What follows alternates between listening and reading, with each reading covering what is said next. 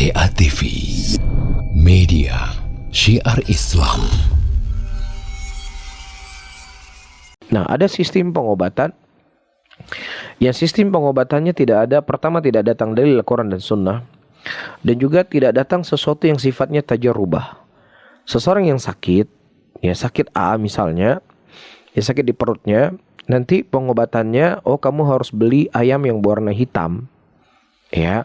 Nanti kamu menyembelih ayam tersebut, yang kemudian darahnya itu ditabur di sekitar tempat ini, dan tempat ini. Ya, ini jelas. Ya, sistem pengobatan yang seperti ini merupakan sistem yang hakikatnya dia sedang menyerahkan, mengeluarkan darah tadi kepada syaitan, kepada iblis, agar syaitan dan iblis tadi memberikan pengaruh ya dari penyakit yang diderita. Orang tiba-tiba lumpuh, nggak ada bisa apa-apa, bisa lari main bola. Iya. Iya, ini sesuatu yang patut untuk dicurigai. Dan memang di awal mereka akan disuruh sholat, disuruh berwudu, disuruh baca-baca, disuruh puasa. Ya, ini sebenarnya untuk mengkecoh, menipu awam muslimin. Hai, you baca Quran, you apa? Ya saya disuruh ini, disuruh itu. Nah, kalau kita terus kita tanya mana you syarat bacut. Dia ada memberikan syarat sedikit bacut medang.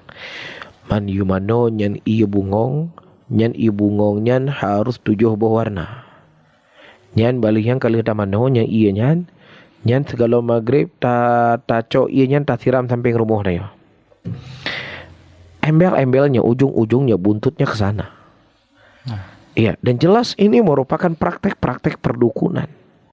Jadi oleh karena itu, wahai muslimin, jangan terkecoh. Jangan terkecoh penampilan seseorang. Karena seseorang berpenampilan dengan penampilan agama, ini sangat mudah untuk menipu manusia. Mudah untuk membuat manusia terkecoh dengan apa yang dia lakukan.